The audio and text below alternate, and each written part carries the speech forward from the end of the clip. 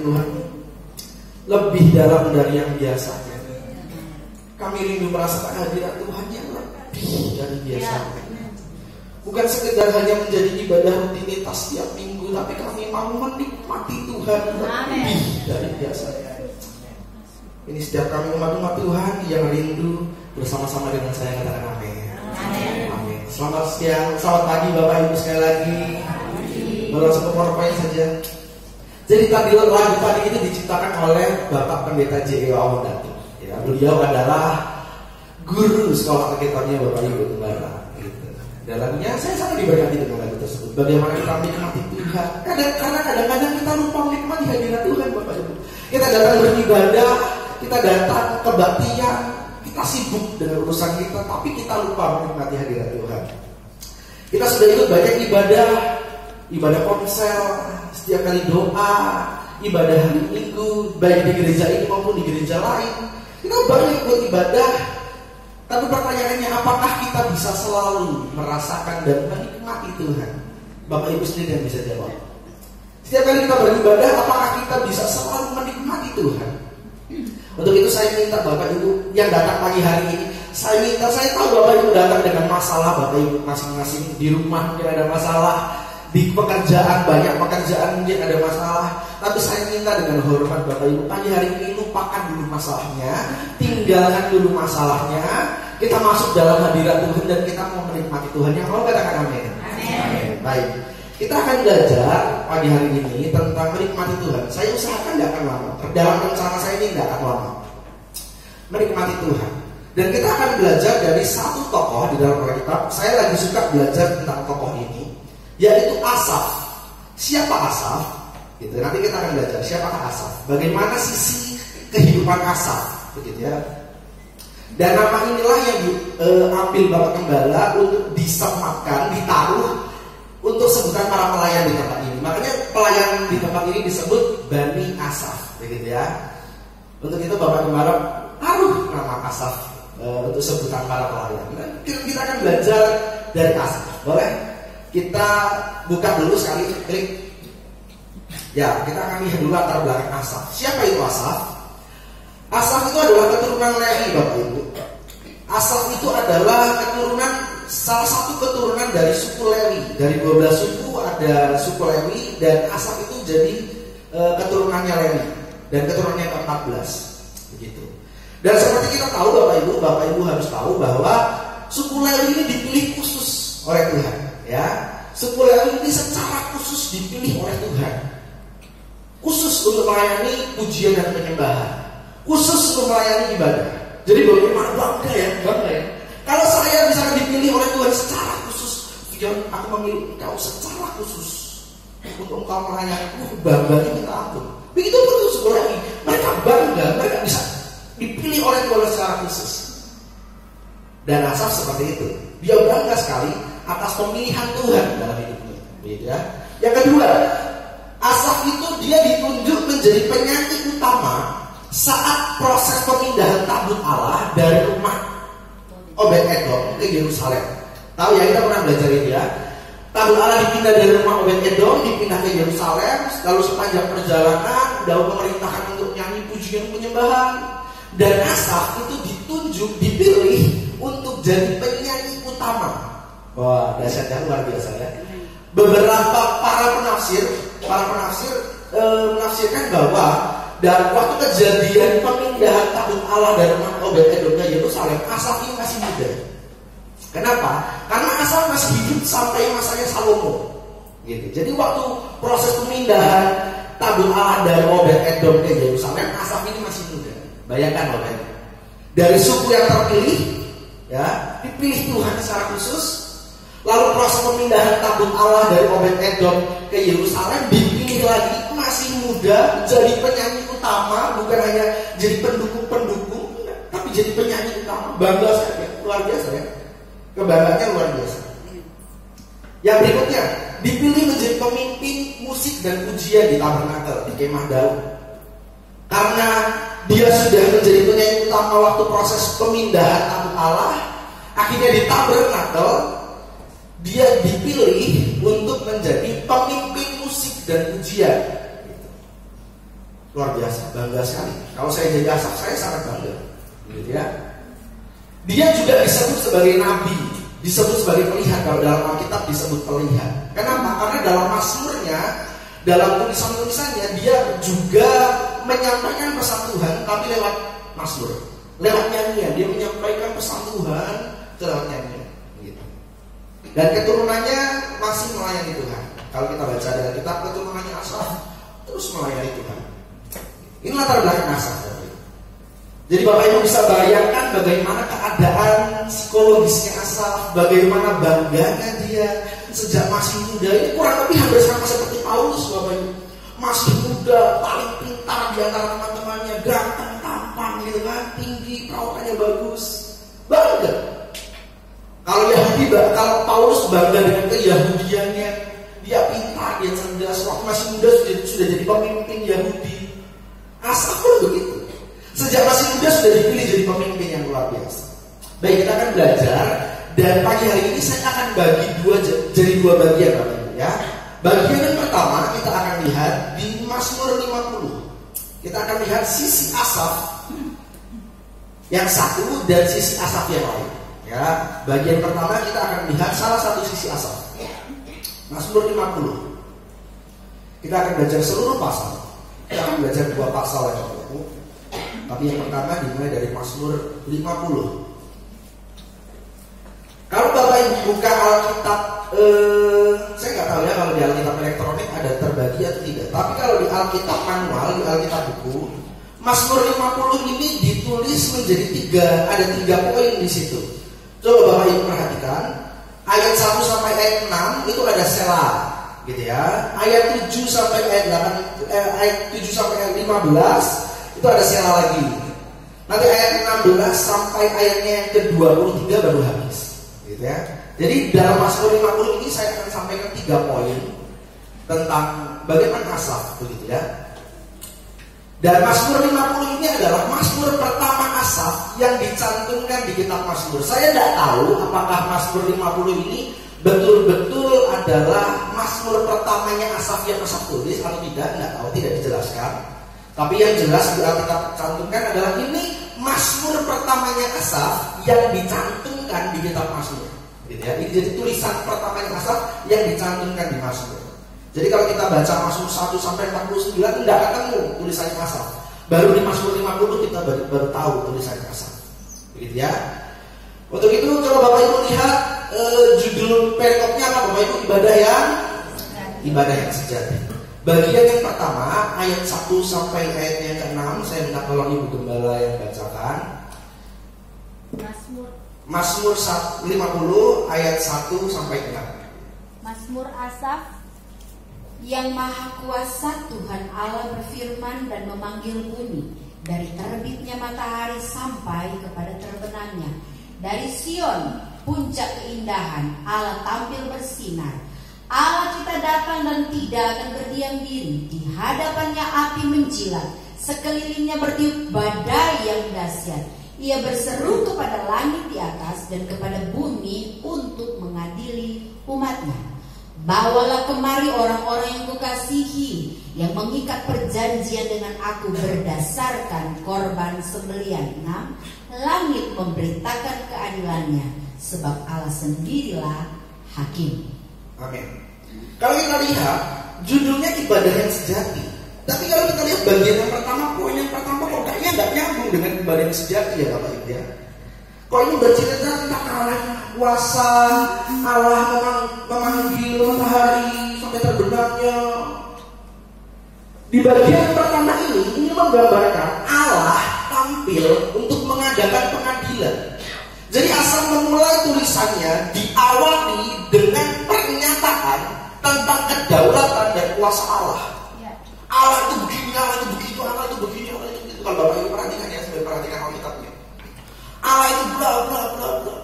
Ini penting. Kenapa? Karena seluruh perikop, seluruh pasal ini yang kita baca, ini berisi tentang teguran. Begitu. Makanya Asaf memberi penekanan bahwa Allah itu adalah hakim. Gitu. Ini penting karena pasal ini berisi tentang teguran tentang ibadah. Lanjut bagian yang kedua ya. Bagian yang kedua adalah ayat 7 7 sampai ayatnya yang ke-15. Ya, Gembala bacakan. Dengarlah hai umatku, aku hendak berfirman, hai Israel, aku hendak bersaksi terhadap kamu. Akulah Allah, Allahmu. Bukan karena korban sembelihanmu aku menghukum engkau. Bukankah korban bakaranmu tetap ada di hadapanku? Tidak usah aku mengambil lembu dari rumahmu atau kambing jantan dari kandangmu, sebab punya pula segala binatang hutan dan beribu-ribu hewan di gunung. Aku kenal segala burung di udara, dan apa yang bergerak di padang adalah dalam kuasaku. Jika aku lapar, tidak usah kukatakan kepadamu, sebab punya pula dunia dan segala isinya. Daging lembu jantankah aku makan, atau darah kambing jantankah aku minum? Persembahkanlah syukur sebagai korban kepada Allah, dan bayarlah nasarmu kepada yang maha tinggi. Berserulah kepadaku pada waktu kesesakan, aku akan meluputkan engkau, dan engkau akan memuliakan aku. Amin. Amin. Pada bagian yang kedua, Asaf menuliskan bahwa Asaf menegaskan bahwa dalam ibadah yang sejati Allah tidak memerlukan korban persembahan sebenarnya. Sebenarnya Tuhan tidak butuh persembahan. Itu Asaf menegaskan seperti itu. Ibadah yang sejati itu menegaskan bahwa Tuhan itu sebenarnya tidak butuh persembahan. Tuhan jauh lebih butuh respon hati. Amin. Itu Asaf menulis seperti itu. Asaf menulis bahwa Tuhan berkata, tidak usah aku mengambil lembu dari rumahmu atau kambing jantan dari kandangmu, sebab punya pula segala binatang hutan dan beribu-ribu hewan di gunung. Kadang-kadang kita berpikir bahwa persembahan kita bisa menggantikan respon hati kita waktu ibadah. Salah. Ya udahlah, aku tak berkorban ini, aku tak berkorban itu, tapi taat nantilah. Yang penting aku sudah bersembahan, yang penting aku sudah memberi. Sebenarnya dalam konteks ayat ini Tuhan bicara bahwa Tuhan sebenarnya tidak butuh persembahan kita. Tuhan jauh lebih butuh respon hati. Katakan respon hati. Respon hati. Tuhan jauh lebih butuh itu. Persembahan tidak bisa menggantikan sikap hati yang benar di hadapan Tuhan. Ya. Jadi jangan menganggap bahwa apa yang sudah kita lakukan selama ini itu bisa menyenangkan hati Tuhan. Belum tentu, Bapak Ibu, belum tentu. Karena di Alkitab dikatakan ya, yang selalu Bapak Ibu Gembala sampaikan bahwa umat-umat Tuhan sudah bilang, Tuhan aku sudah lakukan ini demi namamu, Tuhan aku sudah lakukan ini demi namamu. Tuhan jawab apa? Nyah, aku tidak kenal kamu. Belum tentu apa yang kita lakukan selama ini, ibadah yang kita lakukan selama ini menyenangkan hati Tuhan. Belum tentu, Bapak Ibu.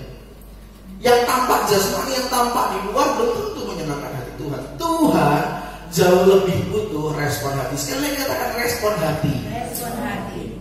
Boleh diklik, itu udah bagian kedua. Ya, sekarang bagian ketiga ya.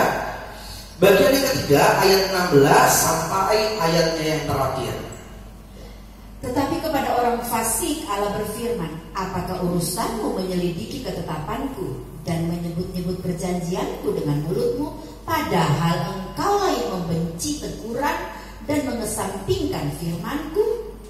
Jika engkau melihat pencuri, maka engkau berkawan dengan dia dan bergaul dengan orang berzina. Mulutmu kau biarkan mengucapkan yang jahat, dan pada lidahmu melekat tipu daya. Engkau duduk dan mengata-ngatai saudaramu, memfitnah anak ibumu. Itulah yang engkau lakukan. Tetapi aku berdiam diri. Engkau menyangka bahwa aku ini sederajat dengan engkau. Aku akan menghukum engkau dan membawa perkara ini ke hadapanmu. Perhatikanlah ini, hai kamu yang melupakan Allah, supaya jangan aku menerkam dan tidak ada yang melepaskan. Siapa yang mempersembahkan syukur sebagai korban, ia memuliakan aku. Siapa yang jujur jalannya, keselamatan yang dari Allah akan kuperlihatkan kepadanya. Amin. Coba perhatikan ayat 21 dan ayat 22, Bapak. Itulah yang engkau lakukan. Tetapi aku berdiam diri. Engkau menyangka bahwa aku ini sederajat dengan engkau. Wah, bahaya sekali, Bapak. Tanpa sadar kita sering sekali merasa bahwa kita sederajat dengan Tuhan dan kita mengatur-ngatur Tuhan. Tuhan seharusnya gak gini, Tuhan hidupku kenapa gini, Tuhan kenapa gini, seharusnya begini, aku gak terima Tuhan begini. Kadang-kadang kita merasa bahwa hidup kita sederajat dengan Tuhan dan kita mengatur-ngatur Tuhan. Ini bahaya ya. Ayat 22, perhatikanlah ini, hai kamu yang melupakan Allah. Kata melupakan Allah di situ punya arti orang yang melakukan ibadah yang sia-sia, ibadah yang hanya lahiriah saja. Perhatikanlah ini, untuk setiap kamu yang melakukan ibadah hanya lahiriah saja. Dalam bagian yang ketiga, Allah menuduh, Allah mengecam, dan Allah mengancam umatnya karena ibadahnya hanya lahiriah saja. Ini bagian yang ketiga. Dikatakan orang fasik, dalam bagian yang ketiga, orang fasik hanya memikirkan berkat. Coba lihat ayat yang 16. Tetapi kepada orang fasik Allah berfirman, apakah urusanmu menyelidiki ketetapanku dan menyebut-nyebut perjanjianku dengan mulutmu? Dengan kata lain, apa urusanmu kamu menuntut aku? Apa urusanmu kamu minta berkat sama aku? Padahal ayat 17, padahal engkau yang membenci teguran dan mengesampingkan firman-Ku. Kamu cuma pengen minta berkat, tapi ditegur gak mau, disuruh taat gak mau. Ibadahmu sia-sia.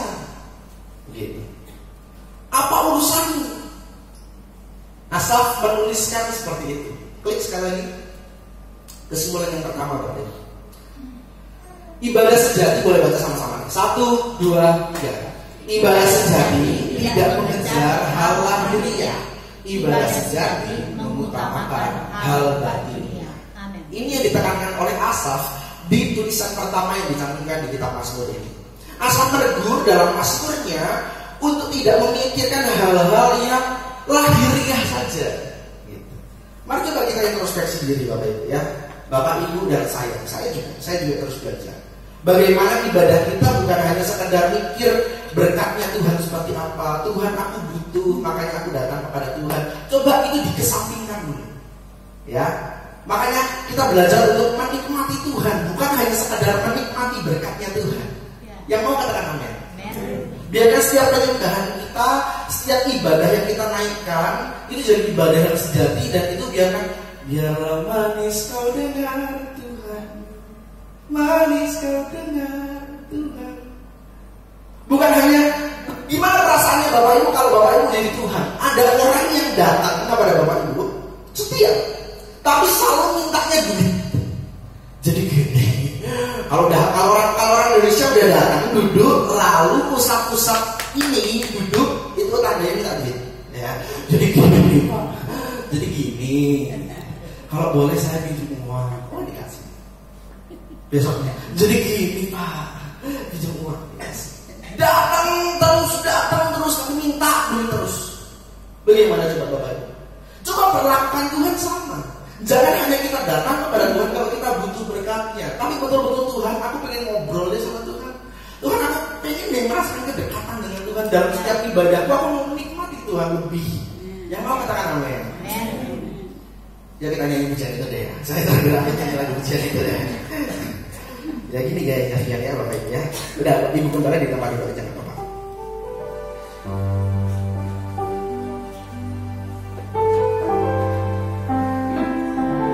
Ya Tuhanku,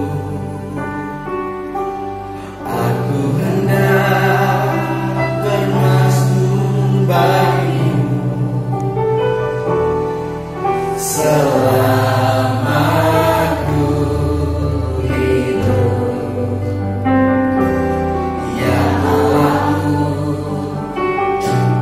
aku hendak bermasmur bagimu selagi ku ada. Ya Tuhanku, ya Allah, ya Tuhan.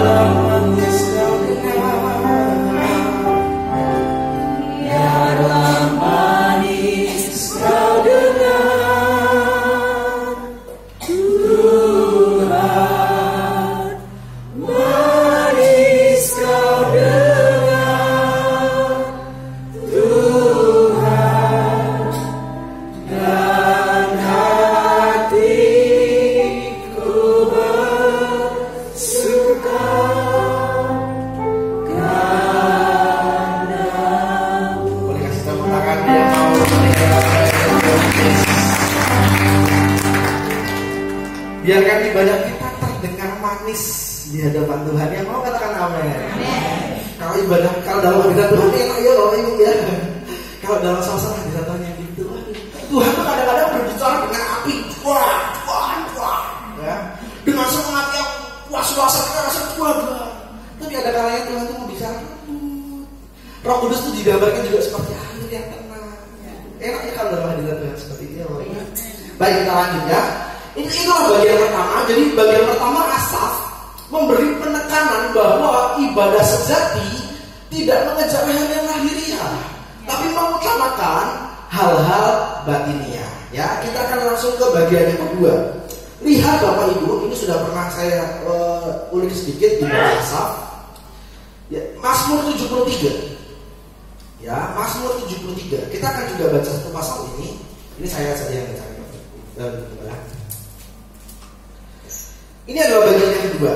Dan di Mazmur 73 ini adalah Mazmurnya Asaf, tulisannya Asaf yang kedua yang dicantumkan di dalam kitab Mazmur, gitu ya. Jadi tulisan yang pertama dicantumkan itu adalah Mazmur 50, tulisan yang kedua yang dicantumkan itu Mazmur 73.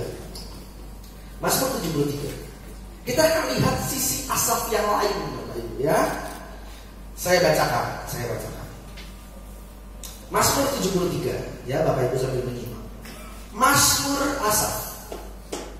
Sesungguhnya Allah itu baik bagi mereka yang tulus hatinya, bagi mereka yang bersih hatinya.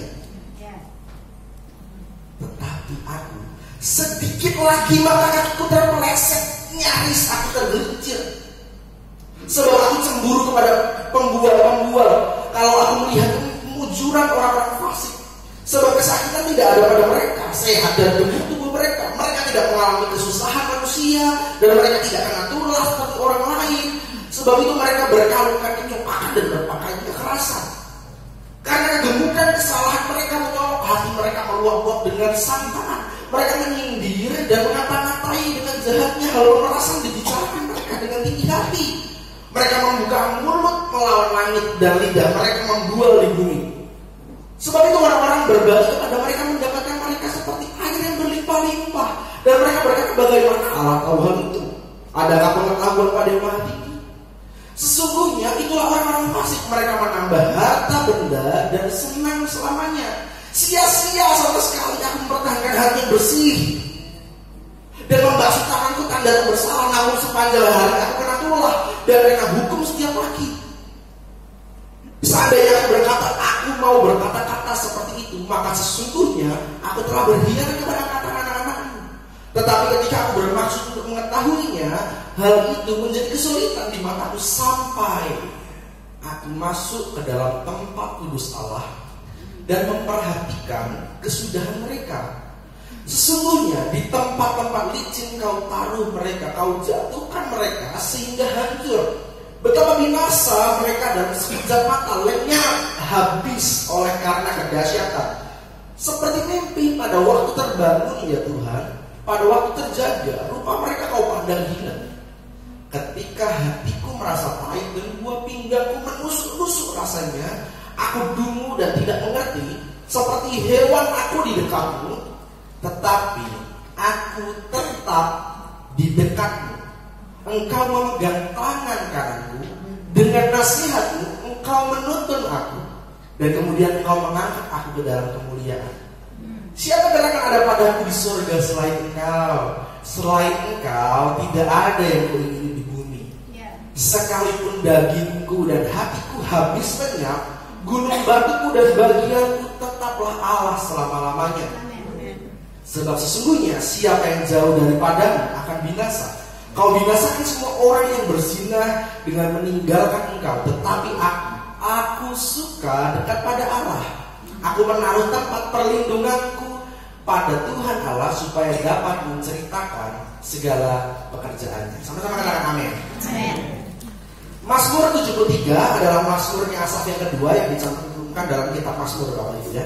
Kalau kita perhatikan betul, ini adalah sisi lain dari Asaf. Kita tahu latar belakang Asaf seperti apa. Dia sangat bangga dengan pemilihan Tuhan atas sukunya, dan dia sangat bangga atas pemilihan Tuhan terhadap dirinya, gitu ya. Coba perhatikan ayat yang 1, Bapak. Asaf tahu betul bahwa Allah itu baik bagi mereka yang tulus hatinya. Sesungguhnya Allah itu baik bagi mereka yang tulus hatinya, bagi mereka yang bersih hatinya. Tapi dari pasal ini pun kita mengetahui bahwa Asaf hampir murtad. Ya, Asaf hampir tergelincir. Ayat yang kedua, tetapi aku sedikit lagi maka kakiku terpeleset, aku tergelincir. Kenapa Asaf hampir murtad? Kenapa Asaf hampir tidak percaya lagi sama Tuhan, kecewa dengan Tuhan? Hampir. Karena dia lihat orang fasik diberkati. Aku yang melayani, aku yang sepanjang hidupku aku sudah dipilih Tuhan secara khusus. Sungguh luar biasa loh dipilih Tuhan secara khusus. Aku sudah melayani sejak muda. Aku sudah melayani Tuhan, aku sudah menyenangkan hati Tuhan. Tapi kenapa orang fasik yang diberkati? Kalau kita baca pasal ini ya, itu Asaf merasa seperti itu. Asaf merasa pelayanan yang dia lakukan selama ini adalah untuk membayar berkat Tuhan. Seperti konsep jual beli Bapak Ibu. Asaf merasa bahwa apa yang dia kerjakan selama ini sudah selayaknya aku dapat berkat. Bukan orang fasik yang dapat berkat. Seharusnya aku yang dapat berkat. Dia merasa bahwa pelayanannya, apa yang dia kerjakan, dia menyenangkan hati Tuhan, itu untuk membeli berkat. Tuhan, kau jual berkat tak bayar pakai pelayananmu. Tuhan, kau jual berkat tak bayar pakai tindakan ketaatanku kepada pemimpin. Tuhan, kau jual berkat, aku beli pakai usahaku untuk menyenangkan Tuhan. Tidak begitu konsepnya Bapak Ibu. Di pasal ini kita temukan Asaf hampir terpeleset karena dia lihat orang fasik diberkati. Sangat kontras ya Bapak Ibu dengan tulisannya yang pertama. Asaf bilang ibadah sejati itu bukan ibadah yang memikirkan hal-hal yang lahiriah. Ibadah sejati itu harusnya memikirkan hal-hal yang batiniah. Tapi di sisi ini Asaf merasa dia sudah layak, harusnya diberkati. Apa yang aku kerjakan seharusnya sudah pantas mendapat berkat. Bapak Ibu, kalau Tuhan mau cari yang lebih dari kita, Bapak Ibu, ketemu banyak. Kalau Tuhan mau cari yang lebih hebat dari kita, pasti ketemu. Tuhan pasti ketemu. Sebenarnya Bapak Ibu, Tuhan itu tidak butuh kita, tapi Dia pilih kita. Sebenarnya Tuhan tidak butuh kita. Kalau ditawar-nawar